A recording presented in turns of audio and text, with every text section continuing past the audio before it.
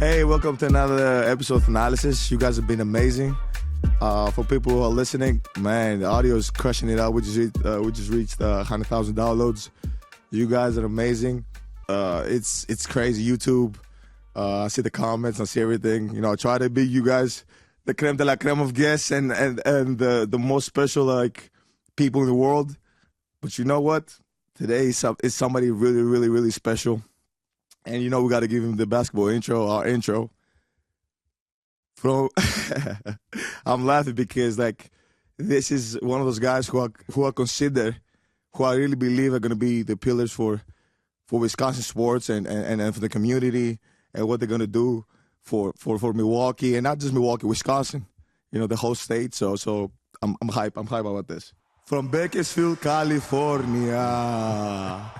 Wearing number 10, the now quarterback for the Green Bay Packers, Jordan Love. Come on. I like it. Great intro. You like that? That was good. Man, first of all, I appreciate you for doing this. I appreciate Jordan Love for showing some love to the pod, to the show. Mm-hmm. Man, how do you feel now? Like, okay, you're in this thing.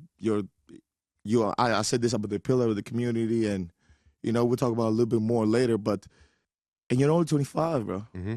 You know, you remind me so much of my brother, and the same situation of like, okay, make up of decisions, and I'm being put in this position to succeed. Mm-hmm. You know, how do you feel about this? How do you?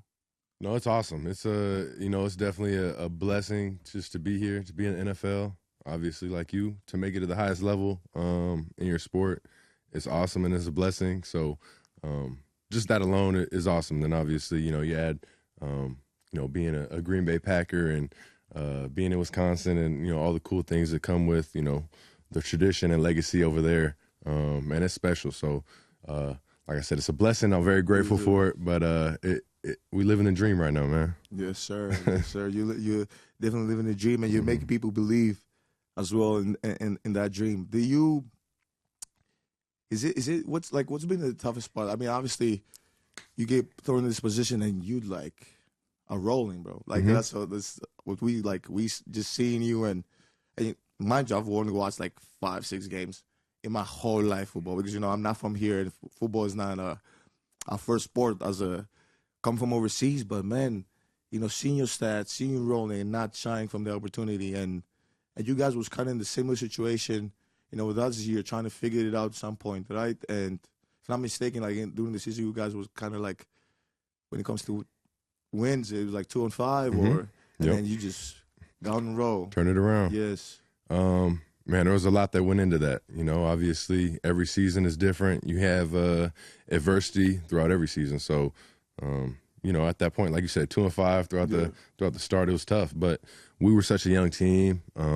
In so many areas on our team, so we knew it was going to be a journey and a process. And all those games we had were such close games. That was the crazy part. It was a couple score games that we could have won, a couple plays here and there. But it was a journey, and we were able to turn around. But yeah, man, it's like I said. What was the first part you asked me? No, the first part was how do you say, okay, this is how do I step in? And did you feel nervous? Did you feel Nah, man, there's nerves. There's always nerves that come with it, but I feel like that the football is the easy part, man. That's what we do. That's what we're trained to do, and I've been doing that my whole life. But obviously the part that comes with it, you know, being a first-round draft pick, sitting on the bench for 3 years, being behind Aaron Rodgers, one of the greatest, you know, do it, and then obviously, you know, stepping in and having my opportunity. There's a lot of pressure, a lot of nerves that come with it, but, man, the way I looked at it was I'm grateful. Like I said before, I'm grateful for the opportunity, and I took every day and ran with it and tried to make the most of it. And, you know, I tell myself all the time, like people say all the time, the NFL not for long, man. So you have one shot to do it and one shot to make the most of it. So I just go out there and have fun with it and don't try and put any added pressure on myself and just enjoy being in this moment. And like people say, treat every day, you know, put my feet in it and just focus on right now, the present, being in the moment. And enjoying it. Man, but that's actually a question. That's actually my brother probably answered the same. Just be in the moment and enjoy the process. And then you said about Aaron Rodgers. I think first of all, and this is just me, right? And I'm not into like I don't know you guys' relationship. I don't know personally Aaron Rodgers and anything like that. But it feels like the way you answered the question, you said you talked about him that despite of like this comparison and the kind of like you guys probably have a great relationship, like good relationship, right? No, we do. We have a great relationship. Obviously, I was in the quarterback room with him, and when you're in that room together, you're there every day for multiple hours a day. So you build a relationship with everybody that's in that room, the quarterbacks and the quarterback coaches. So it's awesome, to have that bond. But no, we have a good relationship, and like you said, the comparisons that's always going to happen. The media is always going, compare everybody in the league, and want to compare all the situations, things like that. So I don't focus on that stuff. But me and Aaron definitely got a good relationship. Yes, sir. Yes, sir. What are the things as a quarterback? Like if you could talk to all these young quarterbacks now and people coming in, what is the top 3 things you feel like, okay, this is the things you gotta know or master?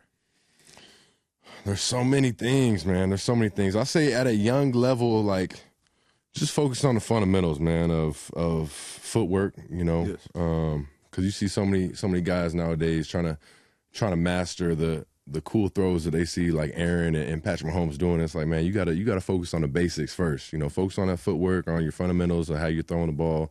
Make sure all that's good, and then you can start focusing on those cool plays and doing all those crazy things. But obviously, reading the defense, things like that, that you think is simple, but man, I learned from college to NFL. I learned so much more that you think in college you got it all figured out. And you get to the NFL and you're like, man, I learned so much more just about defense and schemes and little things that just take your game to the next level. And then I would say just, being a leader, being, a team guy and someone that, other people get along with because, you're the quarterback, you kind of the voice of the team and, you're one of the main leaders of the team. Kind of that gets thrown at you. You have no say-so about that. So just being one of the guys, man, just enjoying it, have fun. But I'll definitely say for the young quarterbacks, just the fundamentals, man. Just get back to those basics and, being able to read with your feet, doing different things like that, and let all the cool plays come later and the sidearm throws and all the crazy stuff that you see some of those top guys doing. Let that stuff come later. Yeah. Has there ever been any play that caught you by surprise? Like any play that's like, man, this is the NFL, like it's different, or like how did that even happen? Man, there's so many plays that happen. I say, really, just my first experience of it was, I say, rookie year. Getting there, going to training camp, and really just being able to see Aaron and Devontae, man. It was just the connection they had, but just seeing some of the plays they would make, I was like, man, this is cool. This is like, you see it on TV, you watch it in the games, and then you get there and you see it live, and you're like, man, okay, these dudes are really good. And then obviously you get in the game and, the crazy part is you see all the media and the way people talk about sports and they make things look so easy and the way they talk about certain players. And then when you're out there, man, I have so much respect for everybody that's in the league because of how good they are. And I'm sure you would know the same thing. But 100%.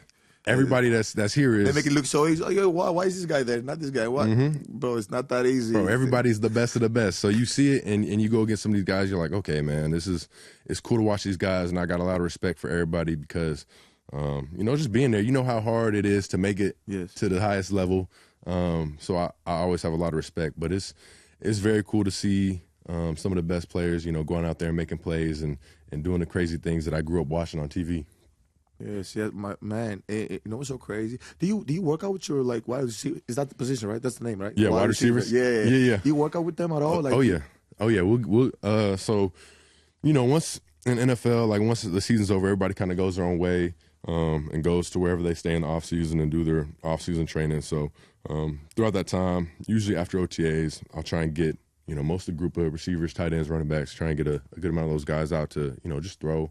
But, throughout the offseason, if guys are staying out here in California, because that's where I do most of my training, I'll hit them up and get out there and do some work together. Yeah. But, no, it's cool. But that's the cool thing. Everybody kind of goes and does their own thing and goes their own ways and gets ready for the season in their own time. So it's cool.